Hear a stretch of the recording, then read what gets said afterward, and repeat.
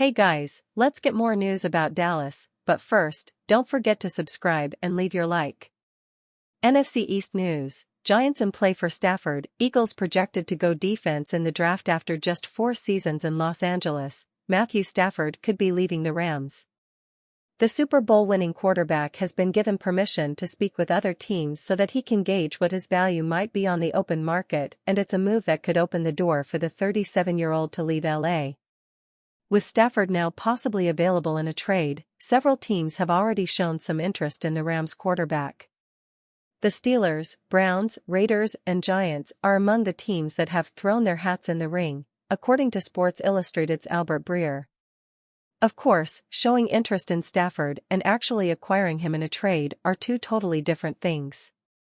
As things currently stand, Stafford is set to make just $27 million from the Rams in 2025, and he wants a substantial raise, which has created a standoff because the Rams don't want to commit a big chunk of money into an aging quarterback. Stafford is looking for a deal that would pay him roughly $50 million per year, according to NFL Media's Peter Schrager. If a team wants to trade for Stafford, it will almost certainly be costly. Not only will they likely have to give him the raise he wants, but they'll also have to send several draft picks back to the Rams. So can any of these interested teams afford him? Here's how much available cap space each of the interested teams currently has, via over the cap. Giants, $48.4 million. Brian Daboll and Joe Schoen are both going to be under a lot of pressure to win this year, and adding Stafford might be their best option to win in 2025. The Giants struck gold in the 2024 draft with receiver Malik Nabers and running back Tyrone Tracy Jr., and this team could take a huge step forward if they can find the right quarterback. If the Rams are looking to land a high draft pick, the Giants could make the 34th overall pick part of the deal. Commanders GM Adam Peters is not desperate. Ivan Lambert, USA Today. Sacrificing Washington's future isn't being taken into consideration. The NFL Combine is upon us, and this is when teams begin to make personnel decisions for the following season. Remember 3 years ago, when Pete Carroll, then with the Seattle Seahawks, declared he had no intention of trading away his starting quarterback Russell Wilson? Next thing you know, a huge deal was being announced. Wilson was being sent to the Broncos, and Denver sent the Seahawks a boatload of draft picks. This causes Washington fans to recall that Ron Rivera and the Commanders were interested in Wilson. Aren't you glad that deal was not executed? If so, Washington would have Wilson and would not have Jaden Daniels. In addition, the Commanders would be out of all of those draft choices sent to Denver in the deal. You may recall Rivera openly expressing how much he wanted a new quarterback and being open for business. Commanders Wire warned the fan base that Rivera and company must be careful not to appear desperate to make a deal.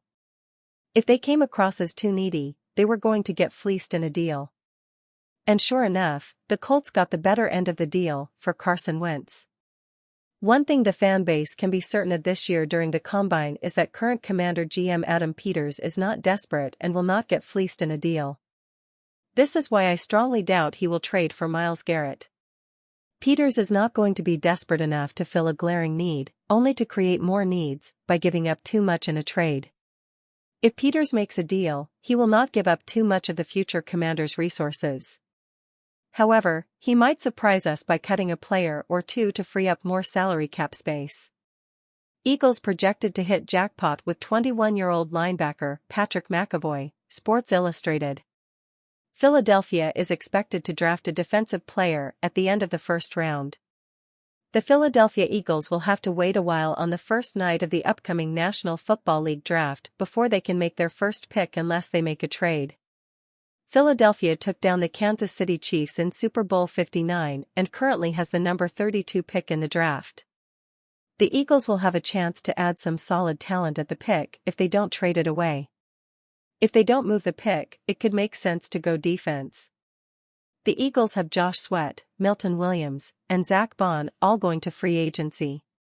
It'll be tough to keep all three around, so adding a piece to help replace them could make sense. CBS Sports' Ryan Wilson and Mike Renner released a mock draft on the With the First Pick podcast and projected the Eagles to select Alabama linebacker Jihad Campbell at number 32. Ryan Wilson, I think you can line Jihad up all over the place, CBS Sports' Tyler Sullivan shared. He's still 20 years old, I think, and he's going to get bigger, stronger, and faster, presumably. Campbell would be a solid pickup for the Eagles' defense. In 2024, he racked up 117 tackles in just 13 games to go along with 5 sacks, 12 tackles for loss, 1 interception, and 1 fumble recovery.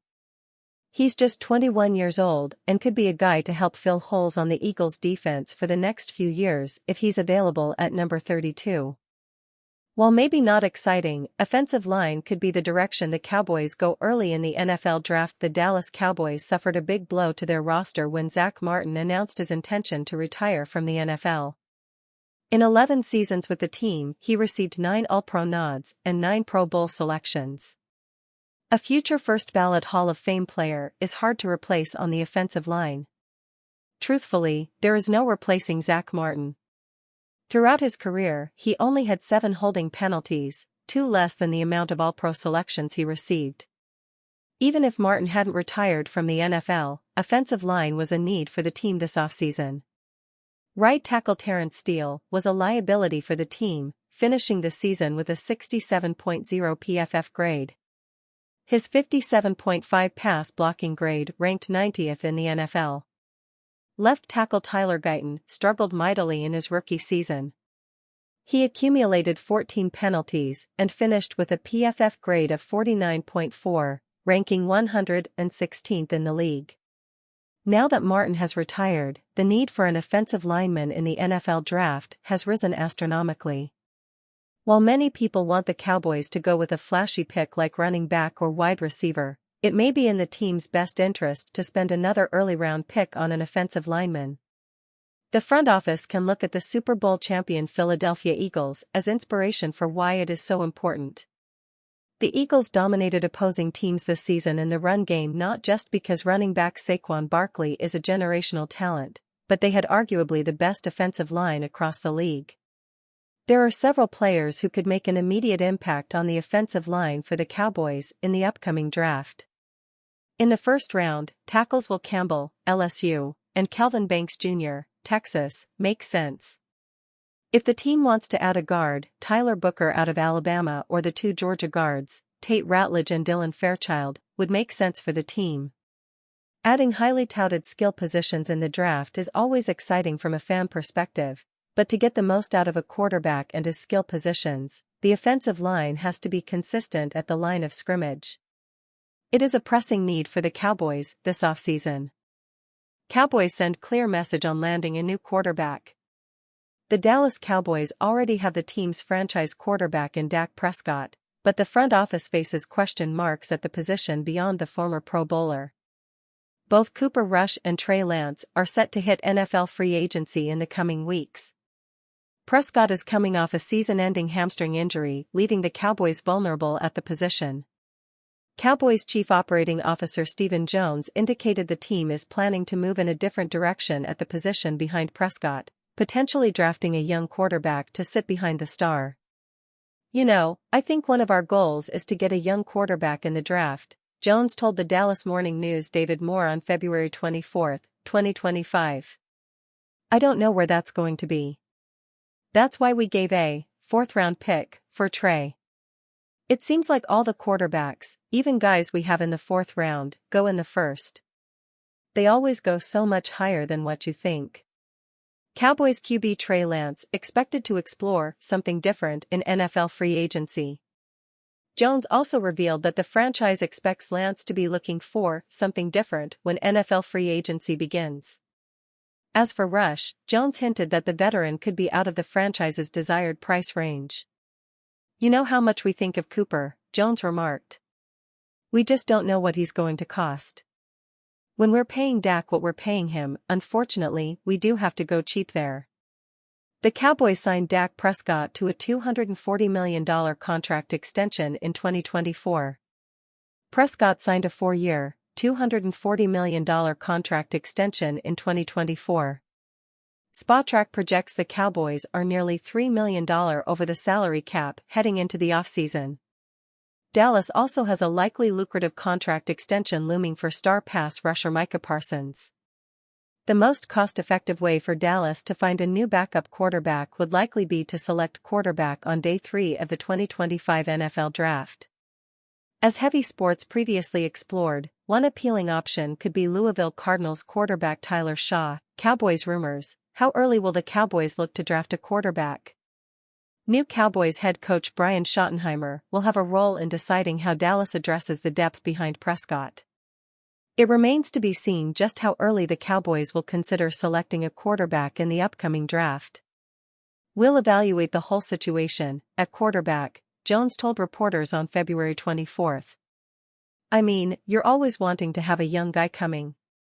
That's always a preference, and certainly that's something we'll look at in the draft to see if there's a young guy to start bringing along again. Obviously, we were focused on Trey there when we traded for him, and he was our young guy, if you will, that we were bringing along. But all of those options are things that we'll start to evaluate with this draft," with Coach Schottenheimer, with quarterbacks coach Steve Shimko and offensive coordinator Clayton Adams, and that group, Jones added, "to explore what's available out there, what's going to be in the draft, and make the best decision in terms of what we're going to have behind Dak." And are you a fan? What do you think of Trey Lance's exit? Leave your opinion in the comments.